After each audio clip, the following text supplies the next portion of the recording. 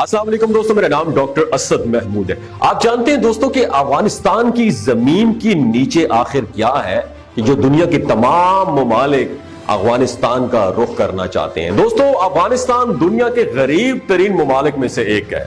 یہ 4 دہائیوں تک مسلسل حالت جنگ میں رہا ہے، جس کی وجہ سے اس کا انفراسٹرکچر تباہ ہو کر رہ گیا ہے۔ لوگوں کی زندگیاں مشکل ہو گئی ہیں اور مستقبل قریب میں افغانستان کے دکھوں کا کوئی حل بھی نظر نہیں آتا۔ صرف ایک چیز ایسی ہے جو افغانستان کی مشکلات کے حل کا سبب بن سکتی ہے، اور وہ ہے اس کے معدنی ذخائر۔ اس کا تخمینہ تقریباً 1000 ارب ڈالر سے بھی زیادہ لگایا جاتا ہے۔ افغانستان کے پاس دنیا کے سب سے بڑے لیتھیم کے ذخائر موجود ہیں۔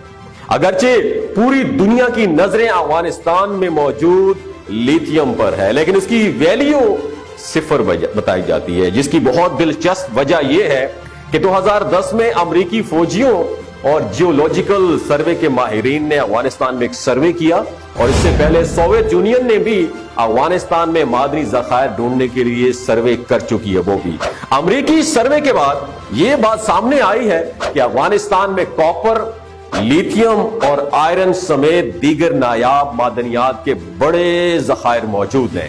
انہیں آج تک کسی نے بھی ہاتھ نہیں لگایا۔ اس رپورٹ میں افغانستان کے لیتھیم کے ذخائر کا خاص طور پر ذکر کیا گیا ہے، اور افغانستان کو لیتھیم کا سعودی عرب قرار دیا گیا ہے۔ سعودی عرب دنیا میں سب سے زیادہ تیل نکالنے والا ملک ہے۔ تیل نکالنے سے پہلے سعودی عرب کے بارے میں کہا جاتا تھا کہ اس ملک میں بے پناہ غربت تھی، لیکن لیتھیم کی نکلنے کے بعد ہی اس کی قسمت چمک اٹھی، اور آج یہ دنیا کے امیر ترین ملکوں میں سے ایک ہے۔ اس طرح افغانستان کے ذخائر اگر نکال لیے جاتے ہیں تو یہ بھی سعودی عرب کی طرح بہت ترقی کر سکتا ہے۔ دوستو، لیتھیم یاد رکھیے، میں بتانا چاہتا ہوں، ابھی آپ کے مائنڈ میں ایک سوال آئے گا کہ یہ لیتھیم ہے کیڑی بلا؟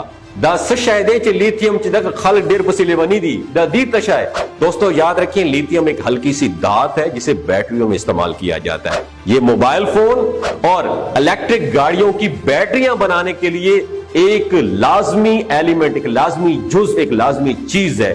دنیا میں سمارٹ فون کے صارفین کی تعداد تیزی سے بڑھ رہی ہے۔ اس کے علاوہ الیکٹرک گاڑیوں کی ڈیمانڈ میں بھی اضافہ ہو رہا ہے۔ کئی ملک تو 2030 اور 2040 تک کے گول سیٹ کر چکے ہیں، ہدف سیٹ کر چکے ہیں۔ اس وقت تک ڈیزل اور پیٹرول سے چلنے والی گاڑیاں ختم کر دی جائیں گی۔ ان کی جگہ ماحول دوست گاڑیاں یعنی الیکٹرک وہیکلز آپ کو روڈ پہ دوڑتی ہوئی نظر آئیں گی۔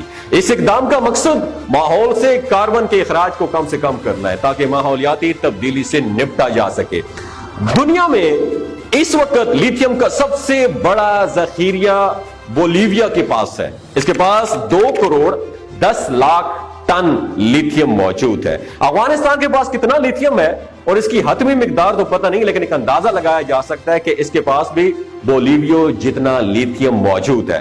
یہ ایک ایسا ذخیرہ ہے دوستو، یاد رکھیے، جس کو صنعتی پیمانے پر کبھی بھی استعمال نہیں کیا گیا۔ چھوٹے پیمانوں پر بورڈز لوڈز کی طرف سے ماضی میں مائننگ کی جاتی رہی ہے۔ اس کے علاوہ اس کی سمگلنگ بھی ہوتی رہی ہے، لیکن باضابطہ طور پر حکومتی سطح پر ان ذخائر کی طرف کوئی خاطر خواہ توجہ نہیں دی گئی۔ چین کی بات کریں تو چین شروع ہی سے افغانستان کی قدرتی ذخائر میں دلچسپی دکھا رہا ہے۔ دونوں ملکوں کی سرحد ایک چھوٹی سی راہداری واخان کوریڈور کے ذریعے ملتی ہے ایک دوسرے کے ساتھ، اس لیے چین کی افغانستان کی قدرتی ذخائر میں دلچسپی اور بھی بڑھ گئی ہے۔ مئی 2023 میں ایک چینی کمپنی نے معدنیات نکالنے کے لیے افغانستان کے ساتھ مذاکرات بھی کیے تھے۔ چینی کمپنی نے معدنیات کے شعبے میں افغانستان میں 10 ارب ڈالر کی سرمایہ کاری کی پیشکش بھی کی تھی، لیکن افغانستان کی حکومت نے چینی آفر کو مسترد کر دیا تھا۔ افغان حکومت کے مطابق چین اپنا مفاد دیکھ رہا تھا، ان کے پاس دیگر انٹرنیشنل پارٹیز بھی آ رہی تھی جو کہ معدنی ذخائر میں دلچسپی دکھا رہی تھی۔